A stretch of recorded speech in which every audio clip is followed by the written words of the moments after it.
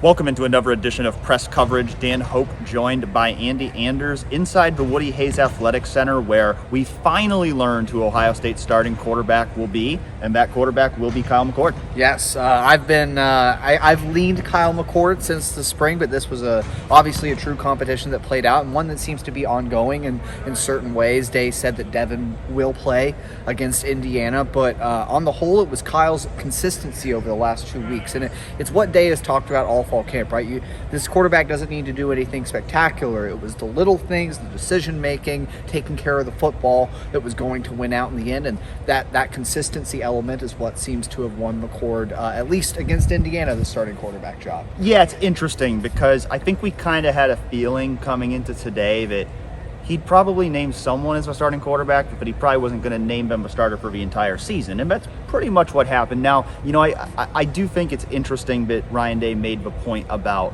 Kyle's consistency over the last couple of weeks, because I had kind of come into the week thinking Kyle's probably going to start just because he's a more experienced guy. But it does sound, the way that Ryan Day talked, that Kyle did something in this past week to start to separate himself a little bit from Devin Brown. So what is your feeling on this, Andy? Do you think we're going to see Kyle take the majority of the reps on Saturday, or do you think this is going to still be very much wide open going into game one? I think it almost feels like McCord's job to lose to me. I think he's going to get Devin's still going to play in maybe some meaningful situations even against Indiana, but it's going to be a situation to where McCord is on the field at least for the first few series. He's going to get a chance to really display what he can do, and if it's not disastrous, and I don't think it will be against this Indiana secondary, then you're going to want to ride the hot hand and really start to develop his command of the huddle, his chemistry with the receivers. Because in the end, you want to pick a guy, you want to run with it, because you got to get that ramp to Notre Dame started as quickly as possible. Yeah, I agree with you on that. I do feel like it feels like now like it is McCord's job to lose, and it's the first time it's felt that way in a while. Because I predicted Devin Brown to be the starting quarterback last week, so I'll cop to, at least for the first week, being wrong on that, because right now, it is going to be Kyle McCord taking that first start. I don't think it's over. I think that, and I think we know how this is going to work. If Kyle goes in there and struggles, people are going to want to see Devin. If Devin goes in there and Devin looks great, people are going to want to see more of Devin. And so I don't think this quarterback competition is over. As we've talked about before, they do have a little bit of opportunity to experiment here in these first 3 games before the Notre Dame game. And so there's still different ways this thing could go. But it does feel like going into this first game that Kyle has put himself in that position to be that guy, and if he can go out there and perform well in Bloomington, that he could have a chance to seize firm control of that starting job going into that first home game against Youngstown State. Absolutely. And now, while we got some clarity on that position battle, one position battle that still seems unclear is the adjuster spot. Dan, what did we learn from Jim Knowles today about the ongoing competition there?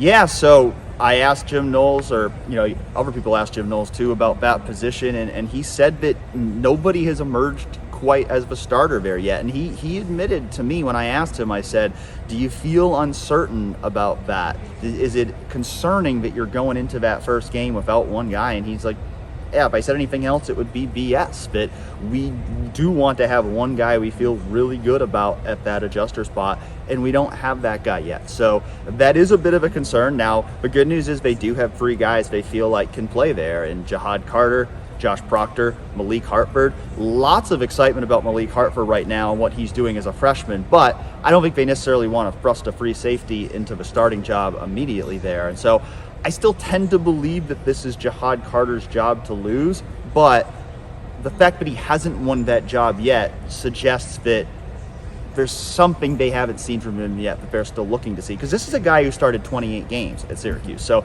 Jayden Carter has a lot of experience playing. Josh Proctor, of course, is a 6-year senior who has started games in each of the last 3 seasons for Ohio State. So both those guys have played a lot of football, but clearly there's something that Jim Knowles and the Ohio State coaching staff has not yet seen from them in preseason camp to feel comfortable naming one of them a starter. Whereas Sonny Styles, on the other hand, we saw Jim Knowles come right out and say, yeah, Sonny's a starter last week. Yes. And, it's a combination of, Knowles mentioned this, it's a combination of, yes, they feel all 3 guys can play, but no one has emerged. They still want someone to emerge and claim the job. Jahad did have injury issues, hurt his knee in the spring. Knowles said he was a little banged up a couple weeks ago, although he was healthy enough to lose his black stripe and seems to be in decent shape entering this week just by indications. Malik Hartford is, as exciting and as up on him as the staff is, you don't want to have to play a true freshman in that position if you don't have to. Now Malik's obviously earned a role of some kind, and I think you'll see him at some point in the Indiana game, but you want that experience, you want that knowledge setting the tone for the defense, and the position that has to cover the most ground and adjuster, it sets everybody else up, right? So you would like to see Jahad Carter or Josh Proctor claim that role, and likely Jahad Carter given his experience at Syracuse.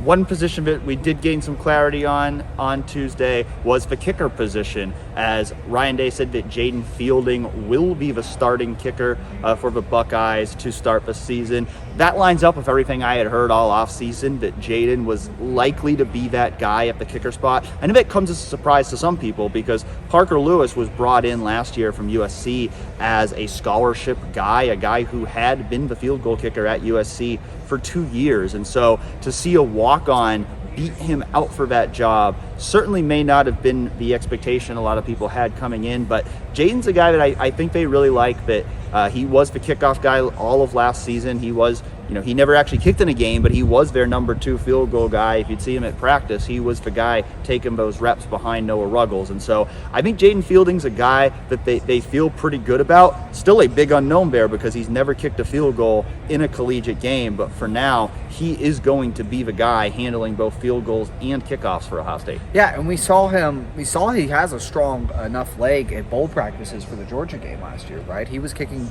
kicks that were 50 yards plus, even up to 55. Yeah, I tweeted a video of that, and it got a lot of reaction after the way that game ended. Yes, that's the thing. So you probably think, well, Noah's consistency was probably stronger last year, and that's the thing you're going to look for from Jayden this year, right? We have seen it in practice. He has the leg that you expect an Ohio State kicker to have. Does he have the ability to consistently hit? You need to make 90+% of your kicks that are in between that 30 and 40 yard range, right? So that's what the question will be surrounding him as the season progresses.